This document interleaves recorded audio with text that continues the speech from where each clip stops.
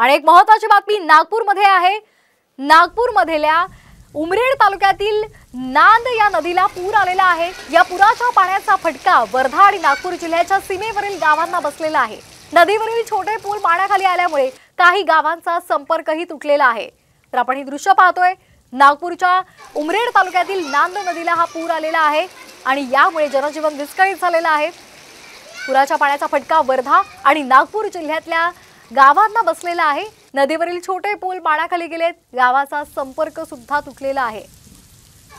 या संदर्भात अधिक माहिती घेऊयात आमचे प्रतिनिधी पराग ढोबळे यांच्याकडून। पराग, आपण पाहतोय नांद नदीला पूर आलेला आहे, जनजीवन विस्कळीत झालेलं आहे, काय सध्याचे अपडेट्स आहे? नक्कीच हवामान विभागाकडून आज ऑरेंज अलर्ट दिलेला आहे आणि उमरेड तालुक्यातील जे नांद नदी भाग आहे त्या ठिकाणी पूर आला असल्यामुळे अनेक गावांमध्ये सध्या पाणी पाहायला मिळत आहे। नागपूर शहरामध्ये सकाळी थोडासा पाऊस झाला, मात्र त्यानंतर पावसाची प्रतीक्षा अजून कायम आहे। पण ग्रामीण भागामध्ये जो आहे चांगला पाऊस झालेला आहे, त्यामुळे नागपूर ज्या उमरेड भागात आहे तिथे नांद नदीला पूर आला। त्यामुळे छोटे पूल जे गावाला जोडणारे असतात त्या पुलांवरून पाणी वाहत असल्यामुळे त्या गावाचा संपर्क सध्या तुटल्याची माहिती समोर येते आहे। प्रशासनाकडून लोकांना आवाहन करण्यात आलं आहे की घराबाहेर पडू नये अशा पद्धतीच्या सूचना सुद्धा देण्यात आलेल्या आहेत।